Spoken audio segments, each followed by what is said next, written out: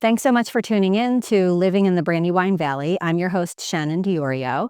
If you could click subscribe, and if you'd like, you can also sign up for my free weekly newsletter that's going to contain tons of information about living in the Brandywine Valley, which is Delaware County, Chester County, and Newcastle County.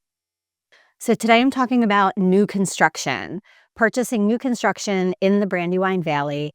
What's available? What are the prices? How does it all work? I do get a lot of buyers that ask me about purchasing new construction, and I have represented buyers of multiple new construction properties. In our area, we see about 20% of the available inventory as new construction. However, in the past year or so, in Delaware County and Newcastle County, it's only been made up about 5% of the sales, whereas in Chester County, new construction has made up about 15% of the overall sales. There's three basic types of new construction properties that are available. The first would be tract homes, that they all look almost identical. You get very few options. However, you get a quicker delivery time. The second would be a custom build in a subdivision where you're going to get a little bit more options. You might be able to choose your floor plan. You can choose your bump outs, choose whether or not you have a deck. You can design your kitchen. You get a lot more flexibility there. Can also take a little bit more time. And then the third would be a completely custom home where you already own the land. You're going to hire a builder and you can build what you want and put it where you want it. But you just have to worry about setback lines and permits. It's even more crucial to research the builder in those cases. If you're considering purchasing new construction in the Brandywine Valley, the three things you want to do to kind of set yourself up and decide if this is right for you is, number one, research builders and subdivisions and figure out where those subdivisions are. Is that where you want to be? Because a lot of the new construction tends to be a little bit further out from our city, which is Philadelphia. And just research the builders and make sure that you're going with a reputable builder.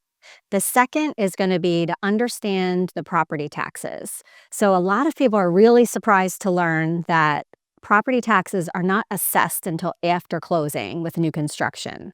So you're not going to know what your tax bill is going to be until after closing. The taxes get assessed, you get hit with a bill. Even if you're paying that in with your monthly mortgage payment, you're still going to get hit with an interim tax bill.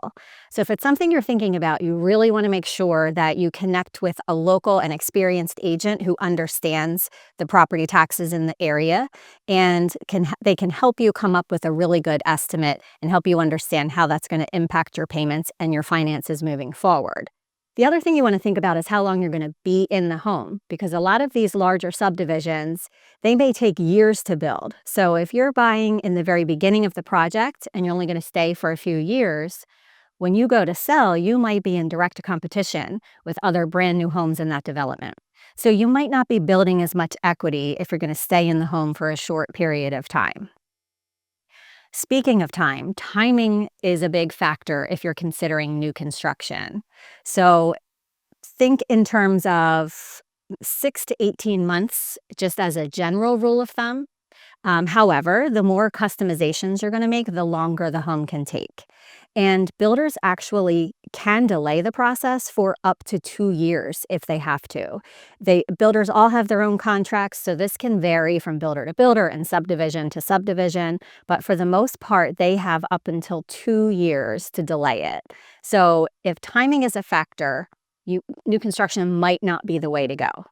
That said, it is possible to get into a quick delivery if a buyer has already selected all of the options, the home is built, and then that buyer backs out.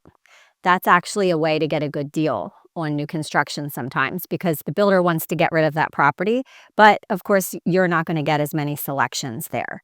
So it's a good way to get a good deal, a good way to get in quicker. But if you want to make more of your own selections, you're probably looking at a much longer time frame. So the next question I get from a lot of buyers is, what is it going to cost and what do the deposits look like?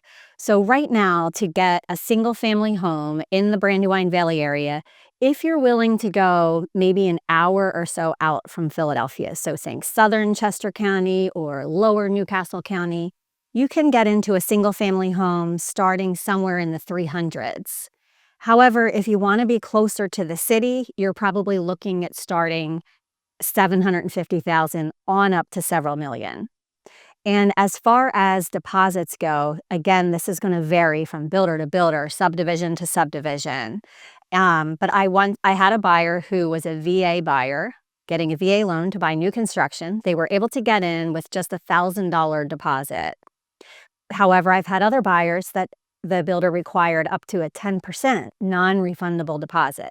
So this can really vary. So again, it makes sense to connect with a local experienced agent who's familiar with the subdivisions, familiar with the builders, familiar with the deposits and the price ranges. So with so many variables coming into the mix when you're purchasing new construction, between timing, contingencies, quality of the builder, all of these factors, and I didn't even touch on the different types of financing available, but it's going to make sense to partner with a good experienced agent. If you're looking to purchase new construction in the Brandywine Valley area, please don't hesitate to reach out. I've helped numerous buyers in the area and would love to help.